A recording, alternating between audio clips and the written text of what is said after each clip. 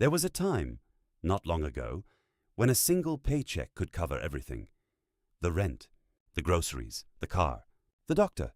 A time when working hard meant something, when a job was enough, when the word enough still meant something. That time is gone. Right now, in the wealthiest nation in human history, tens of millions of people are working full-time and still can't pay their bills. A 30-year-old with a college degree, working 50-hour weeks, eating ramen because payday is still 4 days away. A family of 4, 2 incomes, choosing between the electric bill and the grocery run. 68-year-old who was supposed to be retired, still showing up to a job because the pension wasn't enough and the savings ran out. This isn't bad luck.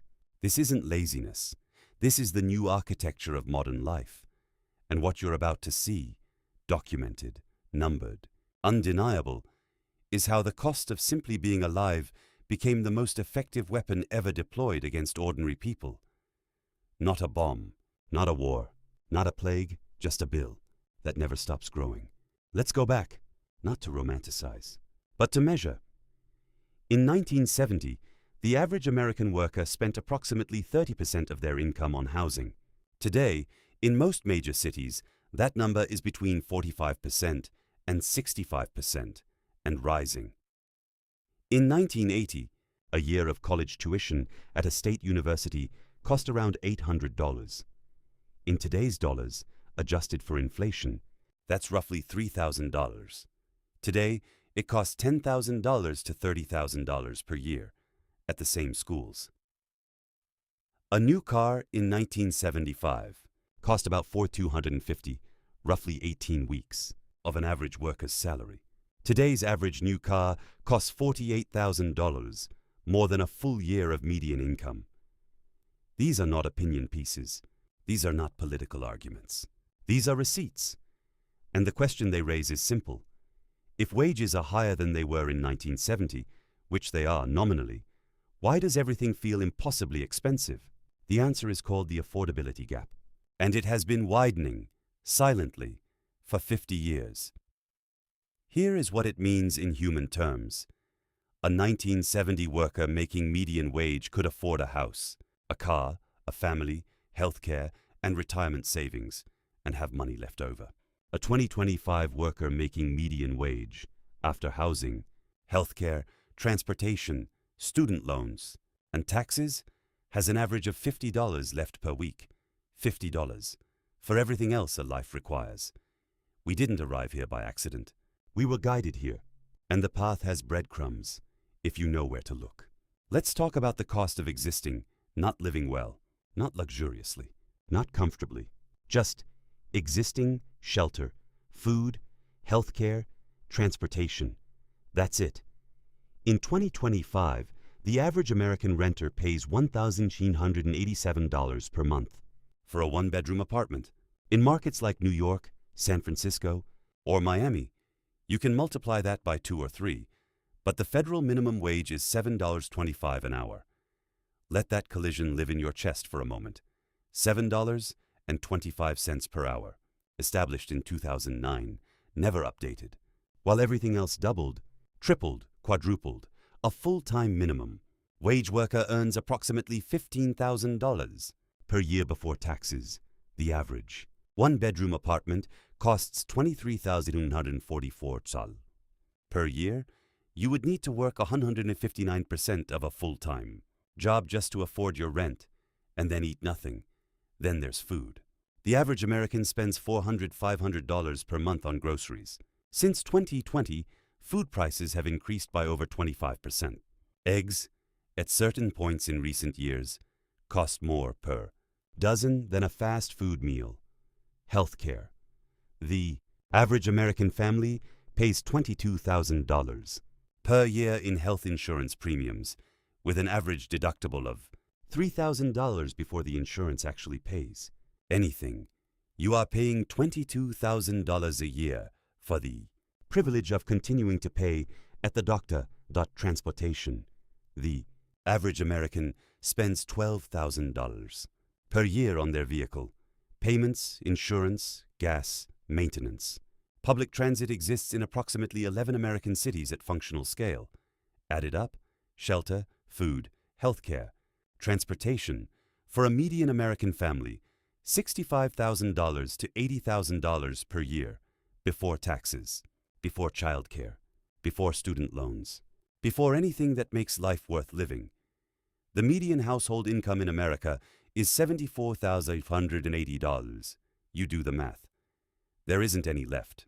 When income stopped being enough, which happened slowly, then all at once, America invented a solution. Debt, not as a tool for opportunity. Debt as a substitute for income. Debt as a way to maintain the illusion that nothing had changed, that the dream was still accessible, while the underlying math quietly broke. Today, total American consumer debt, credit cards, student loans, auto loans, personal loans, exceeds $17.5 trillion. That number is so large, it has become meaningless. So let's make it personal. The average American household carries $101,000 in total debt, not including the mortgage. Credit card debt, $6,500 at an average interest rate of 22.8%. At that rate, if you make only minimum payments, the credit card company gets paid for 18 years. You pay back 3 times what you borrowed. This is not an accident in the system. This is the system working exactly as designed. Banks are not in the lending business. They are in the trapping business. The loan is the bait. The interest is the mechanism. The minimum payment is the lid on the cage. Then there's student debt, $177 trillion, spread across 45 million Americans. Average balance, $37,000. Here is the specific horror of student debt. Unlike every other form of debt in America, gambling losses, failed businesses, medical catastrophes, bad investments, student debt cannot be discharged in bankruptcy. Congress specifically removed that protection in 1976 and 1978. Not market forces, not evolution, Congress, specific votes, specific names, specific decisions. The result, millions of Americans are permanently bound to debt they took on at 18 years old, following the advice of every adult in their life, for an education that was supposed to be their path upward, and now that path leads downward. In debt. For decades. Auto debt. $1.6 trillion. The average monthly car payment hits $737 in 2024, for a car that depreciates the moment you drive it off the lot, for a loan that often runs 84 months, 7 years, meaning millions of Americans will be paying for a car they no longer own. Medical debt, $220 billion in collections at any given moment, the leading cause of personal bankruptcy in America. In a country where emergency health care is not optional, the machine works like this. When wages stop covering life, debt fills the gap. When debt accumulates, interest payments consume more income. When income is consumed by debt service, more debt is required. The cycle accelerates. The floor gets lower. The ceiling gets further away, and the machine never turns off. For most of the 20th century, the middle class was America's great promise, its proof of concept, its advertisement to the world, not wealthy, not poor, stable, secure, capable of planning ahead, capable of absorbing an unexpected expense without catastrophe. In 1971, 61% of American adults lived in middle-income households. By 2023, that number had fallen to 51%. In 50 years, the middle class lost 10 percentage points of the population. Those people didn't mostly go up. The data is clear. The majority went down. Here is the specific mechanism of the collapse: housing wealth. Between 1963 and 2019, the home ownership rate barely moved, around 65%. But underneath that stable number, something tectonic shifted. Who owned what? In 1985, the bottom 50% of Americans owned 12% of all real estate. Today, 2%. The top 10% now own 70% of all residential real estate in America, when housing is both a necessity and an investment, when it's both the roof over your head and your retirement savings. The consolidation of housing into fewer and fewer hands means the middle class is both losing its shelter and losing its wealth-building mechanism simultaneously. Corporate landlords accelerated this. Between 2010 and 2023, institutional investors purchased approximately 3 million single-family homes in America, houses that would have been sold to first-time buyers and entered the middle-class wealth chain. Instead, they became rentals, permanently, with annual rent increases built into the ownership model. The middle class was also hollowed by wage suppression. The fundamental promise of the middle class was that productivity and wages moved together, that if you worked harder and smarter and more efficiently, you earned more. Between 1948 and 1979, productivity grew 108%. Hourly compensation grew 93%. They moved together. Between 1979 and 2023, productivity grew 64%. Hourly compensation for non-supervisory workers grew 17%. The deal broke. The contract was violated. Quietly, without announcement. Without negotiation, workers got more productive. The economy got wealthier, and the workers got almost none of it. The middle class didn't collapse because Americans stopped working hard. It collapsed because the system stopped rewarding work and started rewarding ownership instead. Now here is the part nobody wants to talk about, because the part that comes next explains why none of the previous parts produced a revolution, why tens of millions of people experiencing demonstrable, documented, structural financial destruction have not organized, have not revolted, have not even, in many cases, accurately identified the source of their suffering. The answer is the distraction economy, a modern system built on technological infrastructure, funded by the same financial interests that benefit from your confusion, optimized for one specific outcome, keeping you too entertained, too outraged, too divided, and too exhausted to look clearly at what's happening. The average American spends 7 hours and 4 minutes per day consuming digital media, social media, streaming, news, gaming, short-form video. 7 hours. Every day. The average American sleeps 6.8 hours. They spend more time in algorithmically curated attention environments than they spend unconscious. And those environments are not neutral. They are designed by engineers whose job, literally, whose KPI, is to maximize the time you spend inside them. Not the quality of that time, not the value of that time, just the quantity. The tools they use are sophisticated. Dopamine feedback loops, variable reward schedules, the same mechanism that makes slot machines addictive. Social comparison triggers, outrage amplification, because anger keeps you scrolling longer than happiness. While you scroll, you are shown political enemies to hate, cultural outrages to be enraged by, celebrities to envy, conspiracies to fear, viral arguments to have opinions about. What you are rarely, if ever, shown, the specific mechanisms by which wealth is being systematically transferred upward, the legislation that made it possible, the names attached to those decisions. This is not necessarily coordinated censorship. It is something more insidious, an incentive structure. Outrage content performs better than structural analysis, so the algorithm feeds you outrage. The outrage divides you from your natural economic allies. The division prevents collective action, and the extraction continues. You were given a screen, they took your future, and you watched it happen, 7 hours a day. There is a specific word for what millions of people feel right now. Not depression, not laziness, not weakness, exhaustion, the specific, bone-deep, structural exhaustion of a person who has been running at full speed for years, doing everything right, and arriving, every month, at the same place. Barely enough.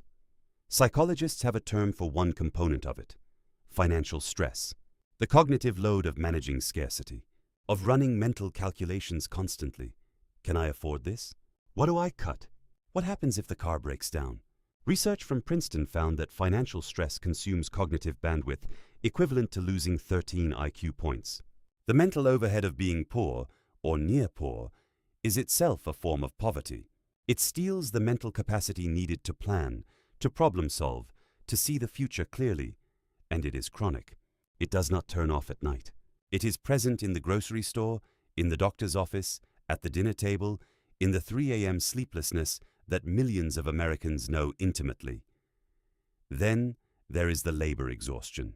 Americans work more hours than any other wealthy nation, more than Germany by 400 hours per year, more than France by 300, more than Japan, the country, famous for working itself to death, by 100 hours per year, and they do this without mandatory paid vacation, the only wealthy country, without a federal paid leave requirement, without universal health care removing the fear of illness, without the structural support systems that make work sustainable in comparable economies. The exhaustion is not a character flaw. It is an engineering outcome. A population kept financially stressed, cognitively depleted, physically overworked, and ideologically divided is a population that cannot organize effectively. The exhaustion is the point. In medieval Europe, serfs were bound to land they did not own. They worked it, maintained it, depended on it, but it belonged to someone else. They paid rent for the privilege of existing on it. They had just enough to survive, never enough to leave. It would be dramatic to call modern American workers serfs. So let me just show you the comparison and let you decide. The medieval serf paid approximately 25–33% of their agricultural output as rent to the lord who owned the land. The modern American renter pays, on average, 35–50% of their income in rent to a landlord who owns the property. The medieval serf had limited ability to relocate. They were bound to their land. The modern American, with $40,000 in student debt, no savings, and month-to-month rent, has, practically speaking, very limited ability to relocate, bound not to land, but to geography by financial gravity. The medieval serf worked in exchange for protection and the right to remain. The modern gig worker, 59 million Americans, works without benefits, without employment protections, without sick leave, without pension, in exchange for the right to continue working. The feudal lord did not think of himself as an oppressor. He thought of himself as a provider of order, of stability, of a system that, while imperfect, worked. The modern institutional investor, platform company, or financial institution does not think of itself as extractive. It thinks of itself as providing liquidity, opportunity, service, and efficiency.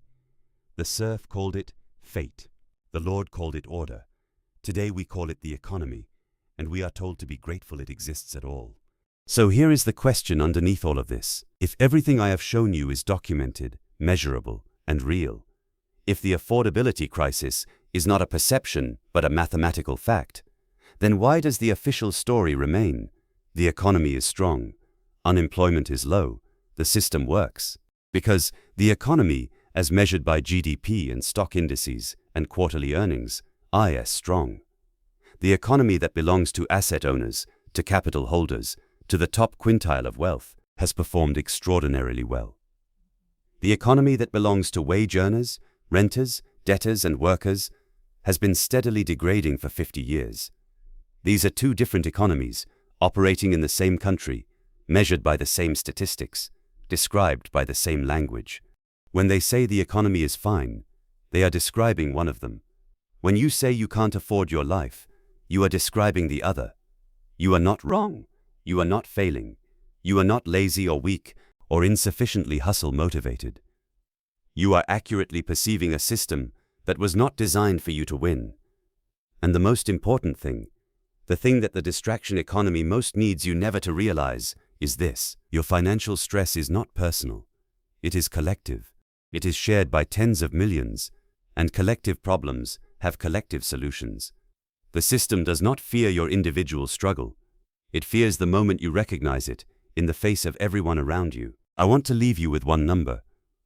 In 2023, American billionaires saw their collective wealth grow by $1.3 trillion in a single year. That same year, 60% of Americans reported living paycheck to paycheck. These two facts are not coincidental. They are connected by the same system, driven by the same policy choices, benefiting from the same silence. The cost of living did not rise because of gravity. It rose because someone decided it should. And the most radical act available to you right now is not a revolution. It is simply this: to stop blaming yourself, to look at the math, the actual math, and recognize that what you feel is not weakness, it is clarity, and clarity, in a system built on confusion, is the most dangerous thing you can have.